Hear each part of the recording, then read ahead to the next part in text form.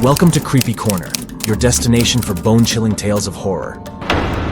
But before we jump into these terrifying encounters, don't forget to hit that subscribe button and turn on the notification bell for more horror videos like these.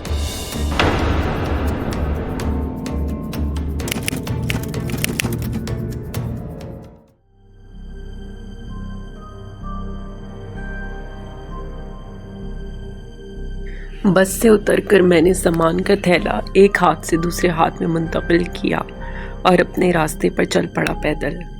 गो के रास्ता मुख्तसर हरगिज़ नहीं था, मगर मैं कोई रक्षा या कोई और सवारी अफोर्ड नहीं कर सकता था। तकरीबन 15 मिनट पैदल वॉक करके जब अपने घर की सड़क पर मुड़ा तो मैंने सुकून का सांस लिया, मगर अगले ही लम्हे मेरा सारा सुकून बल्कि चैन और इत्मीनान हवा हो गया। गलियों में शाम उतर आई थी। सर्दियों की आमद की वजह से जल्द ही अंधेरा छा जाता था। इस मलगजे अंधेरे में वो छत पर बैठी हुई थी, ऐन उसी जगह पानी की टंकी के ऊपर घुटनों पर ठोड़ी जमाए। उनके खुले बाल हवा में लहरा रहे थे। अचानक उनकी नज़र मुझसे टकराई। उनके लबों पर मुस्कुराहट नमूदार हो गई। वही मुस्कुराहट खौफज़दा करती हुई, वार्निंग देती हुई। इतनी दूर से भी उनकी आंखों का लर्जा देने वाला पैगाम साफ पढ़ा जा सकता था। मैं गिरता पड़ता नज़रें चुरा कर अंदर दाखिल हो गया, मगर एक और तकलीफ दे मंजर मेरा मुंतज़िर था।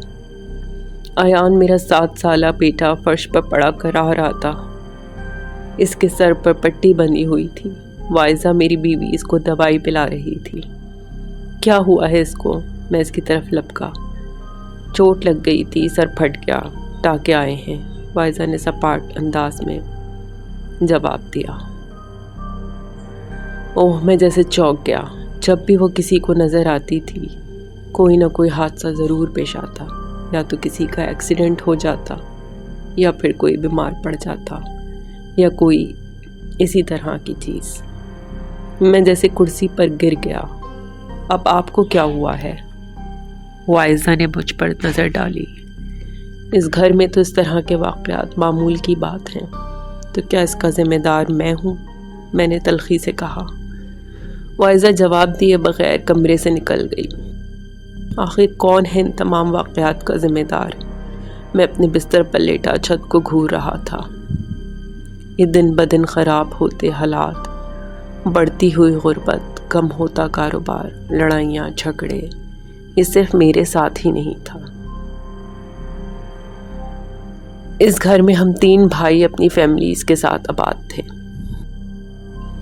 आबाद, ये कौन से लफ्ज़ को मैं इस्तेमाल कर बैठा हूँ? हम बस अपनी अपनी ज़िंदगी की गाड़ियाँ घसीट रहे थे।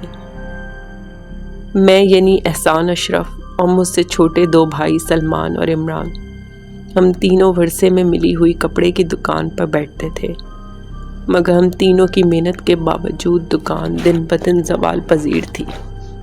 आमदनी ना होने के बराबर थी। हमारी बीवियों और बच्चों की आपस में लड़ाई और तकरार मामूल की बात थी। चीनी के चमचों और दूध के कप तक पर लड़ाई हाथापाई तक में बदलना आम था, मगर हमेशा से ऐसा नहीं था। मैं बिस्तर पर लेटा ना जाने कहाँ पहुँच गया। बरसों पहले इस घर में मेरे अम्मी अब्बू और ताया ताई रहा करते थे। अब्बू और ताया जान में बड़ी मोहब्बत और इत्तेफाक था।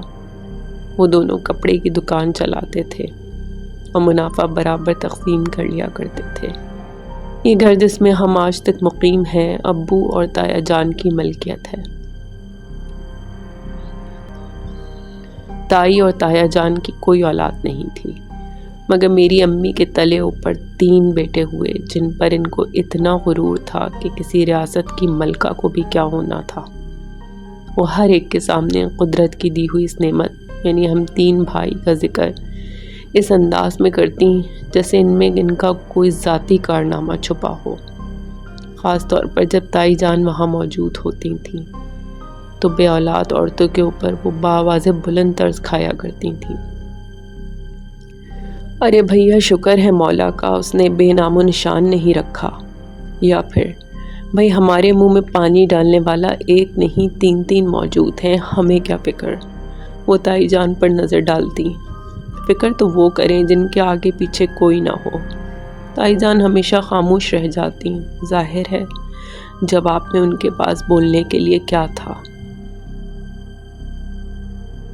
مجھے یاد پڑتا ہے جب ہم چھوٹے ہوتے تو تائی جان ہم سب کو یعنی ہم بھائیوں کو بہت پیار کرتی تھیں، اپنے ہاتھوں سے کھانا کھلاتی، تیار کرتی، مگر امی بہانے سے ہمیں ان کے پاس سے لے کر جایا کرتی تھیں اور بار بار ہماری نظر اتارتی۔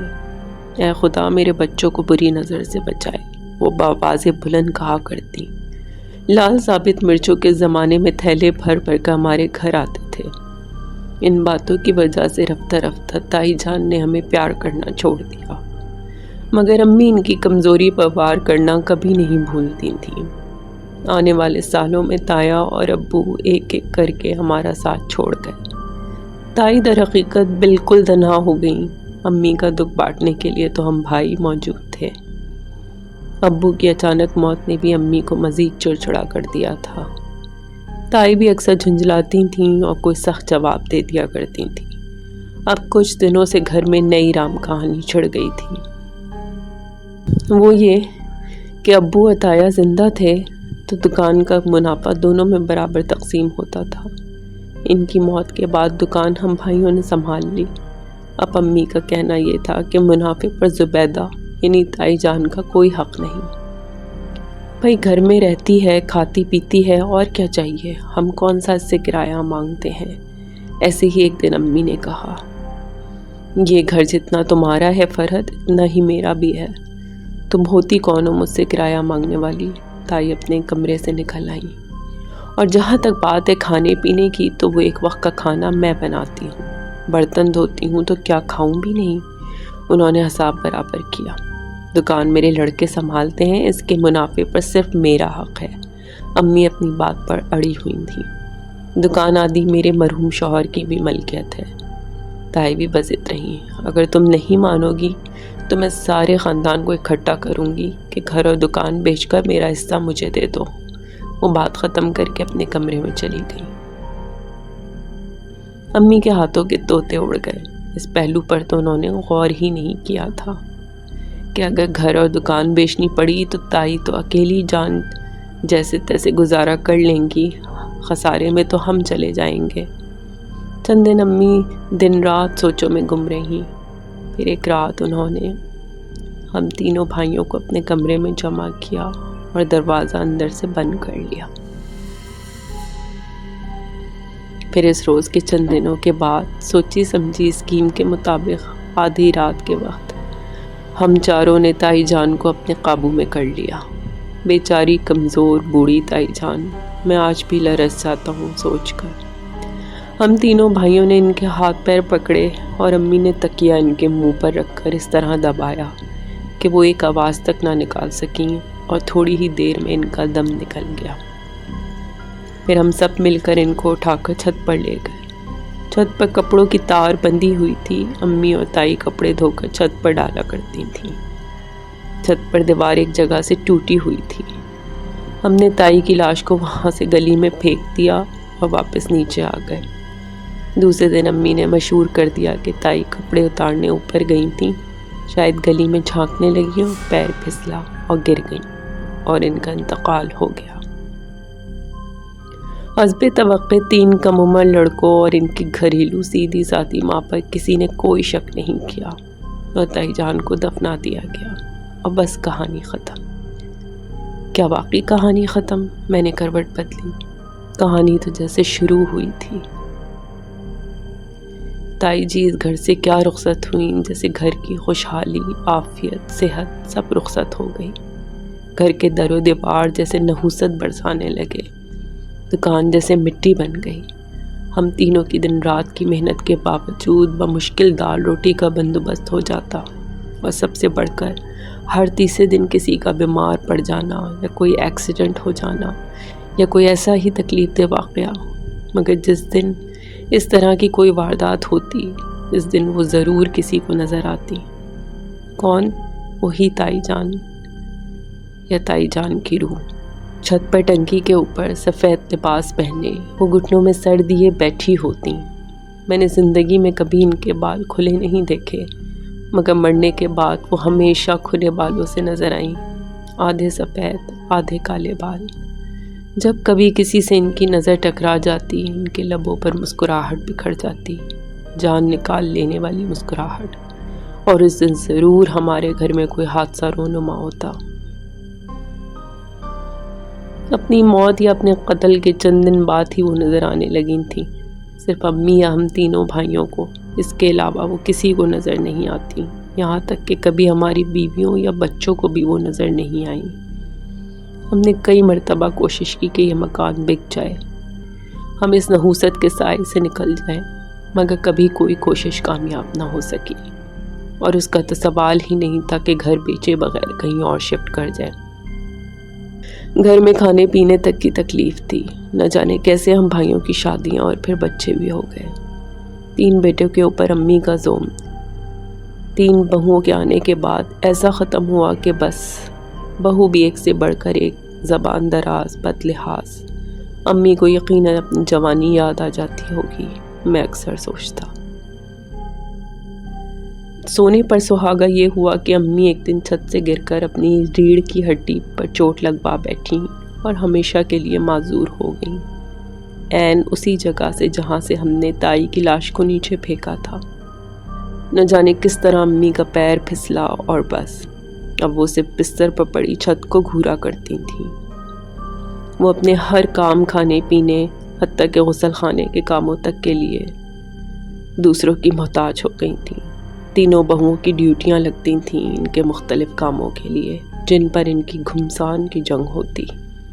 3 बेटों, 3 जवान बेटों में किसी के पास इनके पास बैठने का वक्त ना था। अम्मी जिस्मानी तौर पर बिल्कुल माजूर हो चुकी थीं, मगर इनका जहन बिल्कुल तंदुरुस्त था। वो हर बात सुनती और समझती थीं, जिसकी गवाही इनकी दुख और खौफ में डूबी आंखें हर वक्त दिया करती थीं। मेरी उम्र अब महज 35 साल की थी, मगर मैं बूढ़ा दिखने लगा था। माली परेशानियों, तकलीफ़ों ने मुझे अंदर से तोड़ दिया था। हम सब अपनी अपनी जगह अच्छी तरह समझते थे कि हमारा ये हाल क्यों है, किस वजह से है, मगर अब क्या फ़ायदा, बेसूद। जब हम सब ने मिलकर ताई जान का कत्ल किया, मेरी उम्र 20 साल थी, सलमान 18 का था और इमरान 17 का। हम तीनों के नज़दीक वो कत्ल इस वक्त महज एडवेंचर था। बस अगर हमारी माँ को कोई तंग करता है तो उसको जीने का कोई हक़ नहीं। ये फिल्मी सोच इस वक्त हम तीनों की मुश्तरका थी, लेकिन वक्त के साथ हम सबको खूब अंदाज़ा हो चुका था कि हमने कौन सी आग मोल ले ली है, ना सिर्फ इस जहान की बल्कि अगले जहान की भी। न जाने अम्मी को अपने किए का पछतावा है या नहीं, मैं सोचता। हम इस वक्त कम उम्र ना समझ सही, मगर अम्मी तो समझदार थीं, दीन और दुनिया दोनों का इल्म रखती थीं। कत्ल गुनाह कबीरा है, मैं लरज़ जाता, मगर अब क्या हो सकता है। ताई की रूह अब अक्सर रातों को नज़र आने लगी थी और हम भाइयों की नींदें रुखसत होने लगी थीं। उस रात के बाद हम तीनों ने कभी इस वाक़े का जिक्र नहीं किया था, मगर जब ताई किसी को दिखती तो वो कांपती आवाज़ में दूसरों को ज़रूर बताता, मगर हम में से किसी की बीवी या ख़ानदान के किसी फ़र्द को इस बारे में कोई इल्म नहीं था। मैं आपसे कह रही हूँ एहसान, मैं इस जुमे को घर में कुरान ख़वानी करवा रही हूँ और ख़ानदान के लोगों को इनवाइट कर रही हूँ, वाइज़ा ने हतमी लहजे में कहा। फूटी कौड़ी नहीं है मेरे पास, मैंने झुल्ला कर कहा। क्या हवा खिलाओगी मेहमानों को? आप ये बेच दें। इसने अपनी वाहिद अंगूठी मेरे हाथ पर रख दी। 10 साल हो गए हमारी शादी को, कभी इस घर में दुरूद शरीफ की महफिल नहीं हुई, कोई कुरान शरीफ नहीं खोलता, कोई नमाज तक नहीं पढ़ता। वो बिल्कुल सच कह रही थी। न जाने कौन सी नहूसत बसी है इन दरबार में, जैसे किसी नेक अमल की तरफ दिल बढ़ता ही नहीं है। लेकिन मैं अब सारी शाम कुरान शरीफ पढ़वाऊँगी, दुरूद शरीफ पढ़वाऊँगी, घर की हर दीवार पर दम करूँगी। ये घर नहीं लगता, बदरूहों का मस्कन है। इसकी बातें मेरे दिल को छू रही थी। मैंने इसकी अंगूठी थाम ली। वाइज़ा ने अपने कहे के मुताबिक काफ़ी ख़ानदान वालों को मदऊ कर लिया। اس دن صبح سے تینوں خواتین گھر کو دھونے اور چمکانے میں لگی ہوئی تھیں۔ برسوں کے بعد ہمارے گھر میں کوئی تقریب ہو رہی تھی، ورنہ تو عید بقرعید پر بھی کوئی اہتمام ہونا ختم ہو چکا تھا۔ امی کو بھی نہلا دھلا کر صاف جوڑا پہنا دیا گیا، قرآن خوانی ہوئی، درود شریف پڑھا گیا، نعتیں پڑھی گئیں۔ اس کے بعد تمام لوگ صحن میں بیٹھ کر کھانا کھانے لگے۔ امی بھی وہیں چارپائی پر لیٹی تھیں، ان کے چہرے پر بھی طمانینت کے آثار تھے کہ اچانک چھت سے اترنے والی سیڑھیوں سے صحن میں کوئی اتر آیا۔ تائی کی روح چھت سے صحن میں اترنے والی سیڑھیوں پر کھڑی تھی، اسی طرح بال بکھرائے سفید لباس میں مسکراتے ہوئے۔ عورتوں کی نظر ان پر پڑنے لگی، وہ پاگلوں کی طرح چیخنے لگی، ادھر ادھر بھاگنے لگی۔ تائی آج سے پہلے صرف ہم چاروں کو نظر آتی تھیں، مگر آج وہ سب کو نظر آ رہی تھیں۔ مگر ان کی نظریں، ان کی لرزا دینے والی نظریں امی پر جمی ہوئی تھیں۔ ان کی مسکراہٹ گہری ہوتی جا رہی تھی۔ امی بھی ایک ٹک ان کو ہی دیکھ رہی تھیں۔ امی کے ہاتھ آگے کی طرف جڑ گئے، مگر گردن ایک طرف ڈھلک گئی اور تائی کی روح غائب ہو گئی۔ امی کی جان نکل گئی تھی۔ عورتوں کے چند گھنٹوں کے بعد اوسان تھوڑے بحال ہوئے تو انہوں نے بے لاگ تبصرے شروع کر دیے۔ ہم بھائی کفن دفن کا انتظام کرنے لگے۔ ارے دیکھو کیسی سچی محبت تھی دیورانی جٹھانی میں، کسی خاندان کی بوڑھی عورت کی آواز آئی، میرے کانوں سے ٹکرائی۔ جٹھانی کی روح خود آئی دیورانی کو لینے، کبھی سنا ہے ایسا؟ ساری عورتیں ہاں میں ہاں ملانے لگیں۔ لیکن واقعی اس روز کے بعد تائی کبھی کسی کو نظر نہ آئی۔ اگر آپ کو یہ سٹوری پسند آئی ہے تو پلیز لائک، سبسکرائب اور شیئر ضرور کریں، اور مجھے کمنٹس میں بتائیں کہ آپ کو اس سٹوری میں کیا اچھا لگا اور کیا نہیں۔ آپ کی سپورٹ کا بہت بہت شکریہ۔